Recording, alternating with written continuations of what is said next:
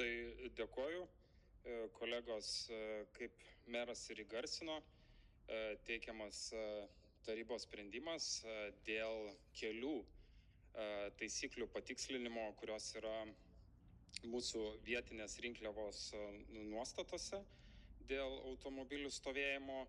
Ir dabar taip pasikeitė.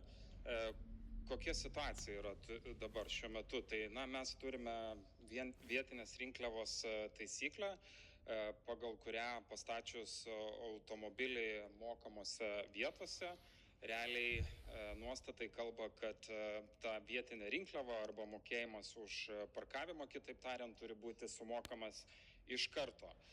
Ir ką tai reiškia praktikoje, kad kai nėra konkrečios taisyklės, dažniausiai laimi tam tikrą loteriją, tai yra kas greičiau ar vairuotojas patikrinamas, ar būtent kontrolė, kuri turi pareigą tikrinti.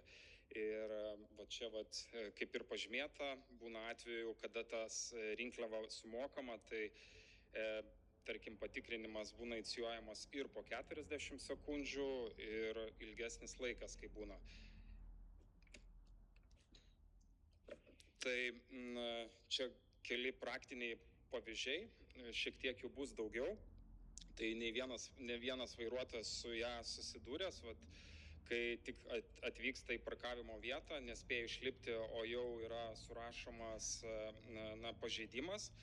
Ir čia iš pavyzdžių iš spaudos net esam pasiėmę, vienu atveju po 40 sekundžių jau baudelę išrašė, kitų atveju vairuotojo atsiliepimas 3 minutės praėjo ir gauni baudą, nors šiuo duotu atveju tiesiog norėjimo pasitikrinti, į kokią rinkliavos zoną pagal spalvą įvažiavo. Ir problema akivaizdi, kad žmonės norėjo sumokėti, tiesiog nespėjo. Pati ta vietinė rinkliava, jinai yra reikalinga, jinai leidžia reguliuoti eismo srautus, automobilio eismo srautus, neskatina palikti automobilių visai dienai vienoje vietoje. Taip pat, galbūt net paskatina pasinaudoti ir kitą transporto priemonę, tai autobusu pavyzdžiui. Dažnos įprastos situacijos, kai tėveliai atveža vaikus į ugdymo įstaigą ir nespėja susimokėti, arba trumpą sustojimą turi vyresnio amžiaus žmonės, pats nekartą esu matęs, kai atvažiuoja ir tiesiog blaškosi po gatvę, ieško kur sumokėti ir per tą laiką jau gauna baudą. Taip pat, kaip minėjau, nori patikrinti parkavimo zoną, arba buvo individualus atvejis, kai tiesiog norėjo pasižiūrėti, iki kada reikia tą vietinę rinkliavą sumokėti, ir tol, kol nuėjo iki ženklo ir grįžo atgal, buvo jau kontrolės patikrai įvykusi. Tai ta procedūra mokant parkavimo mokestį, jinai užtrunka. Jeigu kalbant apie parkavimą, tai laikas dažnai būna, reikia praeiti į kitą gatvės pusę, su programėlė irgi įvairių gyvenimiškų atvejų būna, tai ar naujiniai atsisiunčia, ar telefonas išsikrovęs, ar kitos aplinkybės. Tai tas papildomas laikas tikrai reikalingas.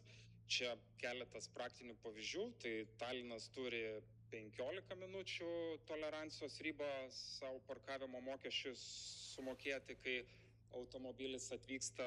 Ryga tokios tolerancijos ribos neturėjo, tačiau buvo valstybės kontrolės patikrinimas, lygiai ta pati problema, apie ką aš kalbėjau, ir tada įvesta 5 minučių tolerancijos riba. Tai aiškus terminas, ne išimtis, o įprasta tvarka. Ir ką siūlome, tai siūloma patikslinti rinkliavos nuostatus ir juose numatyti 10 minučių tolerancijos ribą tam, kad atlikti būtent šitą pareigą, apie kurią kalbėjom, sumokėti už parkavimo mokestį. Ir kolegos, labai gaila iš tikrųjų, kad nepavyko priimti sprendimo, jo priėmimas tikrai būtų leidęs išspręsti šitą situaciją.